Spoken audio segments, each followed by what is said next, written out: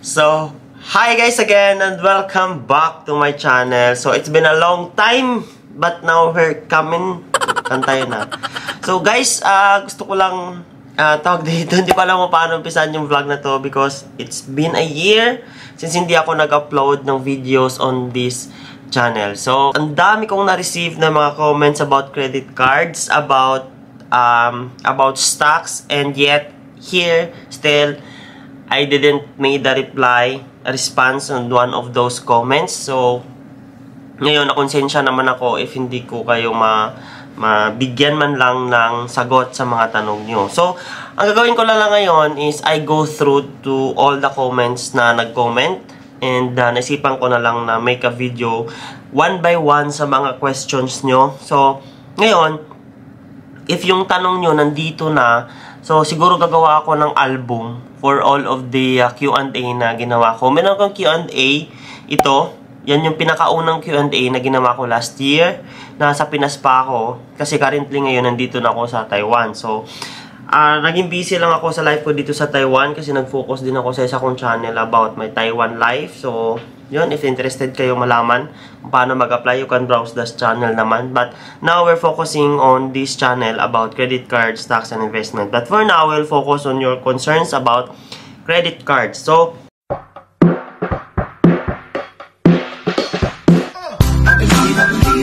bago ka sa channel ko, ako pala si Belly. So, I'm an accountancy graduate sa Pinas. If magtatanong ka bakit meron kang idea about credit cards, I've been holding a BDO credit card since, I think, 2016 or 2015. And now, almost, ano na siya, 8 years around or 7 years around na yung credit card na sa akin. I'm still using it here in abroad. So, yun nga, sa mga kapwa ko abroad na nandito sa mga kapwa ko Pinoy dito sa abroad, if meron kayong credit card sa Pinas, you can use it internationally. If it is Visa, Mastercard, or GCB, you can use it. So, yan yung ginagamit ko ngayon dito din sa, dito sa Taiwan. And I receive some perks, you know. So, ito nga, i-share ko lang sa inyo, naka-receive ako ng cashback worth 2,500 na cashback. So, malaking tulong na din yun. So, ang cashback is para siyang perks na if you reach this certain amount na ginagamit yung credit card ko. Meron din siyang terms and conditions. So, we will talk about that. So, BDO ako pala. BDO holder ako. So, yun. So, ngayon, ang number 1 question na tawa ko dito is, ask lang po, sir, pwede po ba mag-install ng motor? So, itong installment ng motor, depende sa merchandise or depende kung saan ka bumili ng motor. If they are accepting Visa credit card or credit cards, so you can install your motorcycle na binili. So, yun, depende lang naman yan sa binilhan mo mismo kung nag-a-accept sila ng credit card. So, kung hindi sila nag-a-accept, so, hindi siya pwede. Kasi ang installment naman, guys, pwede mo siyang either yung merchant mismo nag-o-offer ng installment, naka-promo sila na ganitong month, meron silang 0% installment promo. So, sila na yan magsiset, automatic na yan sa card mo. Or, ikaw mismo yung tatawag sa credit card mo, kaya company na installment mo yung particular transaction. Okay? So, medyo na-gets nyo na kung paano yung installment works. It's either ikaw yung tatawag or it's either yung merchant mismo nag-o-offer. So, installment is very available and it depends on the merchant kung saan ka bumili ng motor mo. Okay? But I think Philippines naman, sa Pinas naman is nag-o-offer naman halos lahat na pwede credit card payment. Okay? So, ask the merchant kung saan ka bibili ng motor. And yung pangalawang question is, good PM sir, ask ko lang na-activate ka na yung BDO Visa credit card ko pero hindi ko pa siya nagagamit sa kahit na anong transaction. Kahit isang beses, meron po ba akong mabayaran kahit hindi ko naman siya nagamit pa sa kahit anong transaction pa? So actually, it's a yes. Kasi once na-activate mo yung credit card, meron yung tawag na annual fee or membership fee or para siyang subscription fee. Diba? So, because you avail the services of the credit card company, so meron kang parang subscription fee na tinatawag nilang annual fee. So, the same lang yon. 1 year mo siya babayaran. It depends of the card type. If that is a gold member, if that is a regular card, if meron ka rin maraming card type So, annual fee, pwede siyang i-charge monthly or pwede siya i-charge yearly once na-activate mo na yung credit card kaya hindi mo pa siya gamitin. Another question is, first time user pa ako ng BDO credit card kahit hindi ako nag-apply ng CC. Yung credit card limit ko po is 20k, din cash advance limit is 6k. So nag-swipe po ako ng nasa 12k. Then mas-swipe po sana ulit ko so the-decline po yung lumabas at call your bank. Akala ko 26k yung total amount yung credit card ko. Ano po ba yung 20k or 26K. So actually guys, ang dami ng same case na nagtatanong nito na may mga dumadating na credit card sa kanila. Is actually, it's BDO. Usually yung BDO nagbibigay ng credit card sa mga customer existing accounts nila na may ganitong account na may mga pera sa bank account nila, nagpapadala lang sila bigla ng credit card. And I think it's, I don't know, alam mo yun, kasi usually pag tayo mga Pinoy, pag hindi tayo sanay sa mga ganyan, so parang na-overwhelm ka lang or parang na-excite ka or somewhat na kinakabahan kung paano siya gagamitin. So, ito, diretso na ako. Tama yung sagot ni, ni Diana Panganiban 3643. Ang alam ko kasama yung 6K sa 20K, ang credit limit mo lang is 20K. Yes, that's true. So, if nag-swipe ka ng more than, for example, nag-cash advance ka na 16K, so yung credit limit mo na lang is 14K. If nag-swipe ka nun ng, siguro, 12K, if 12K lang yung na-swipe mo, supposed to be, meron ka pang 2K. But if meron kang 2K, so meaning 2K yung balance mo na lang sa credit card mo, pero nag-swipe ka ng mga 3K, usually na-decline talaga yan kasi sobra siya sa credit limit mo na. Kasi yung natira na lang is 2K. If nag-cash advance ka ng 6K tapos 12K plus yung na-swipe mo. So remember, yung mo is 20K lang. So dapat, ang i-swipe mo lang is less than 2K or equal doon. So magkano na lang natira. Okay, sana na-gets mo yung concept about credit card. So tama yung sagot ni ma'am na yung credit limit mo lang is 20K. Hindi po, cash advance po yung 6K. Tinanong na po sa video. Yun nga, cash advance yung 6K, kasama na yan sa credit limit mo na 20K. So once na mag-cash advance ka ng 6K, automatic na yung credit limit mo lang is mababawasan siya. So maging 14K na siya. Okay? So, another question. Sa akin, tanong ko kapag activate na pa at hindi nagamit na bayaran ba ako noon? Masarap sa tenga pakinggan pero problema pala ang dulot. Yes, that's I agree na problema yung dulot ng credit card. Yes, tama yung sagot. Opo, mababayaran ka na po na activate mo na annual fee. So, return mo mismo sa BDO. So, itong sagot ni ma'am o Mami Gen 26, I really don't think so. Itong return kung iano nila. Hindi pa ako nakatry or experience or may narinig. But, you can try. You can try to return your BDO credit card sa may BDO kasi sila naman mismo, 'di ba, yung issuer bank, yung BDO. Yun. So, pwede mong i-return kung ayaw mo gamitin yung credit card mo, Sir Yagi Cabalse. Mababayaran ka niya na annual fee once na-activate mo na siya. So, next question. Ask ko lang po ang statement date po ng CC ko is July 27th of the month at ang due date is August 27th of the month. Medyo naguluhan po kasi ako. Pa-explain please. Salamat. So, pa-reply please.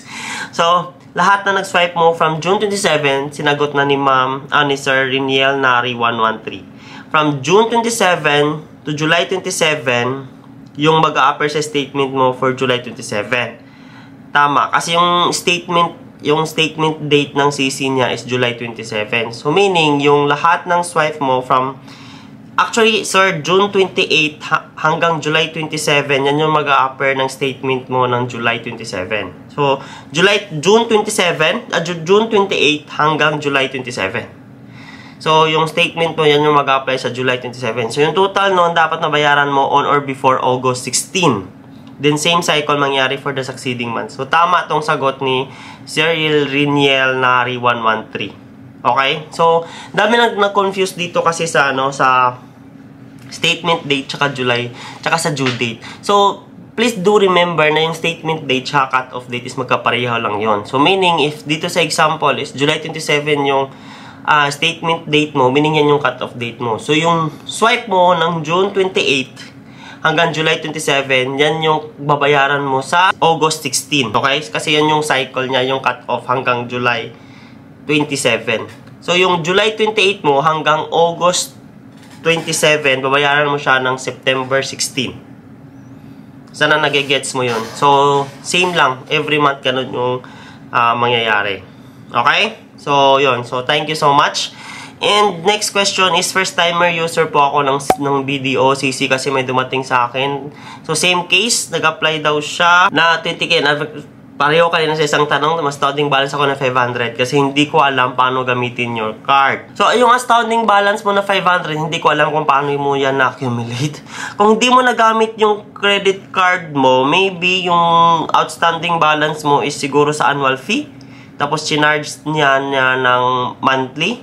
Pag chinarge kasi niya ng monthly, palagay natin naging 250 siya per month. So, within 2 months, mag-accumulate ka ng 500. And then if hindi mo siya mabayaran ng 1 month, automatic yun, na next month mag-interest siya.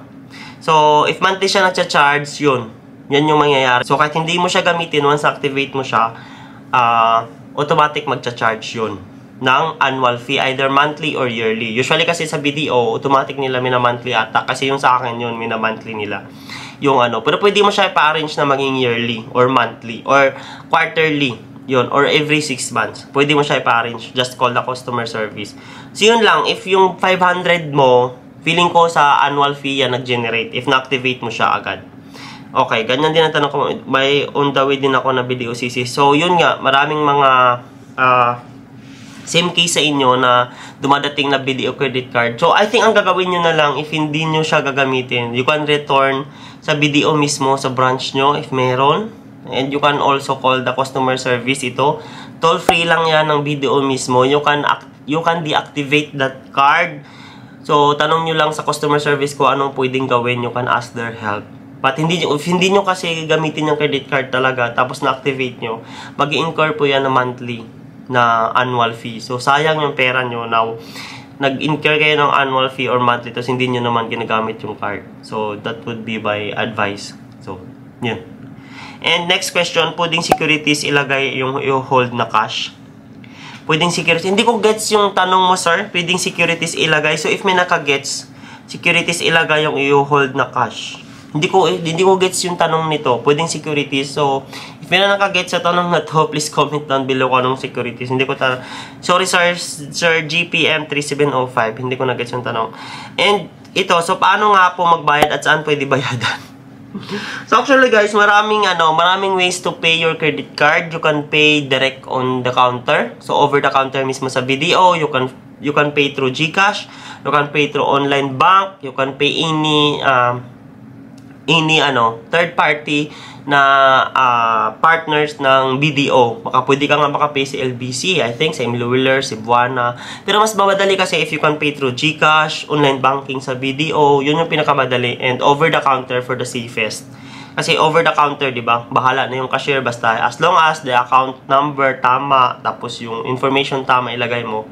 Yun. So, I've been experiencing lots of payments through over the counter when I was in the Philippines. But now, I'm doing ang payment ko ngayon is through online banking na lang. Kasi, syempre, wala namang BDO dito na branch na malapit dito sa Taiwan or meron dito sa Taiwan. So, online banking lang ako nagpipay. Next question. Hello po, saan pwede makita ang statement of account? So, yung statement of account, it will be sent to your email address. So, na naka-register sa credit card mo. So, if sabihin mo, bakit wala akong na-receive? Maybe the email address that you've been put na nandun during nag-fill up ka ng form is hindi na-activate or na mali ka ng lagay. So, you can visit the BDO branch or you can call the customer service again to update your email ad. And then, also if yung nilagay mo kasi sa pag-fill up mo ng credit card is through email or mail.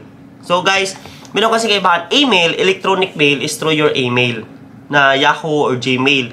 If mail lang, so yun yung tinatawag natin na sa post office. So, hope na find yung difference. Baka naghihintay kayo ng email, pero yung sinabi nyo kasi nung nag-fill up kayo ng form or kumausap kayo ng agent or customer service ng credit card company is through mail. So, pag sinabi nyong mail, sa post office yan, which is matagal. And if through email, real time yan, na after the cut-off date, kinabukasan, mag-i-email yan kung magkano yung due date may receive nyo. And you can do both naman, either sa email and mail. You can do both. But, to lessen the paperwork and to preserve the, alam mo yun, Mother Earth, para hindi na magastos ng papel.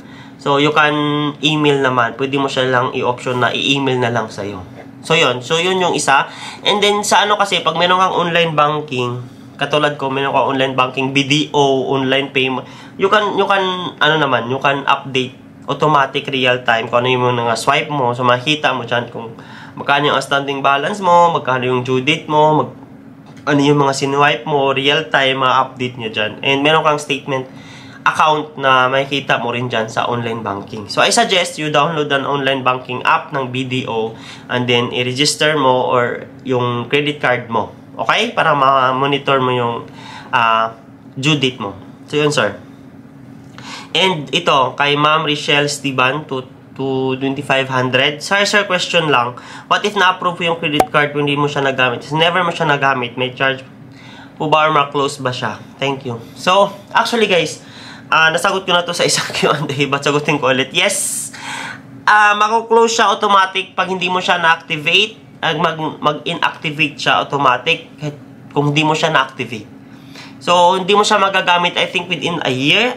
I'm not sure lang talaga. Pa once nga hindi mo siya na-activate talaga, wala kang babayaran. And automatically, hindi mag-decline lang siya once na hindi siya na-activate. Kasi meron lang parang year lang eh. Meron lang, I think, 1 year. Pag hindi mo nagamit yung credit card mo, na hindi mo siya na-activate, automatic, pag i-activate mo siya, hindi mo na siya ma-activate kasi nga, tapos na yung time kung kailan siya dapat i-activate. And wala kang babayaran. And automatic ma-close siya.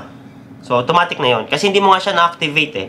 Pag di mo siya na-activate, meron lang siyang time frame kung kailan siya ma-activate. And then, after that time frame, tapos gamitin mo na siya, naisip mo siyang gamitin, hindi mo siya na magamit kasi nga, hindi mo siya na-activate within that time frame.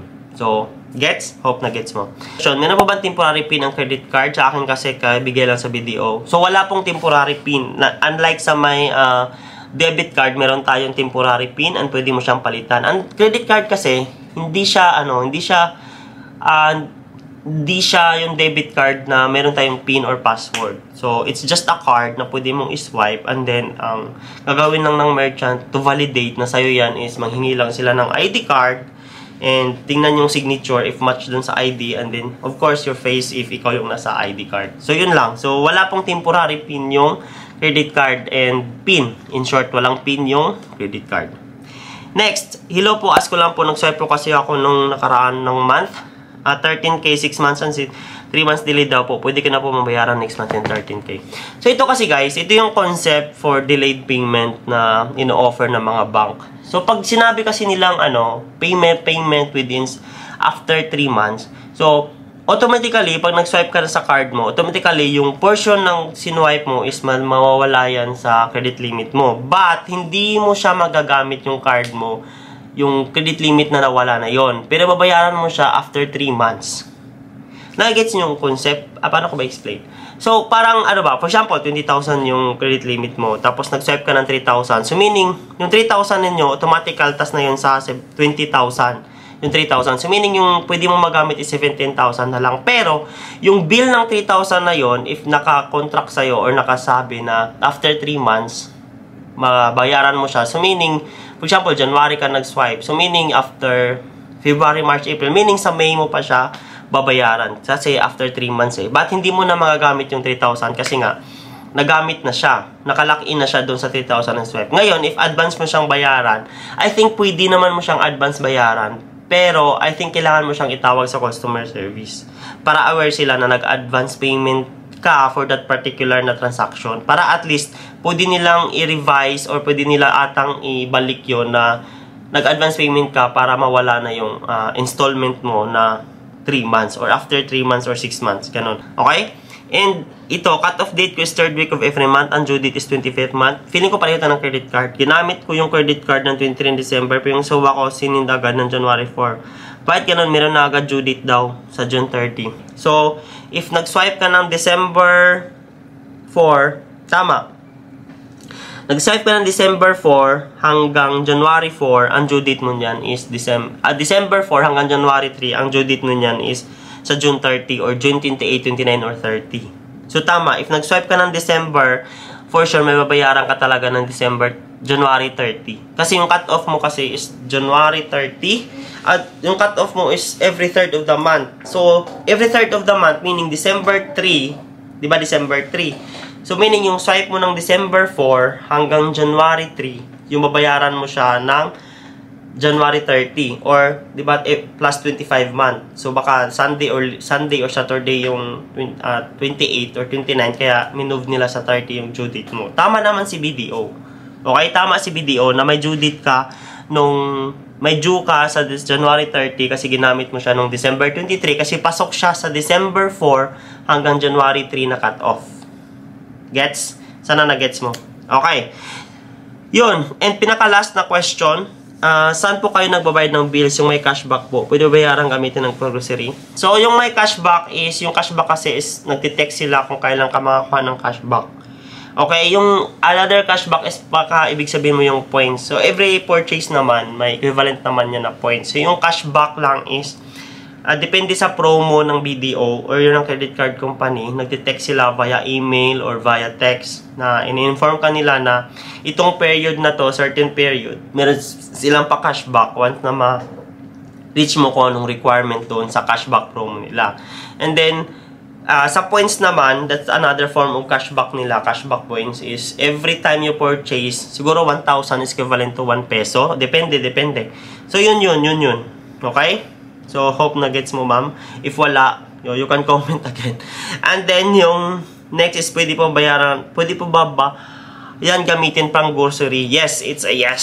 So, lahat ng bagay, bayaran ng bills mo, pwede mo gamitin yung credit card. Just like sa motor na tanong ni sir kanina. So, hope, meron ako na-impart dito sa Q&A na to. So, next vlog ulit, another Q&A. And isa-isahin natin yung mga questions nyo about credit card. And hopefully makatulong ako sa inyo. So thank you so much for watching this vlog, guys. As I always said, always believe in yourself. And God is good all the time. And all is well. See you. God bless and good night.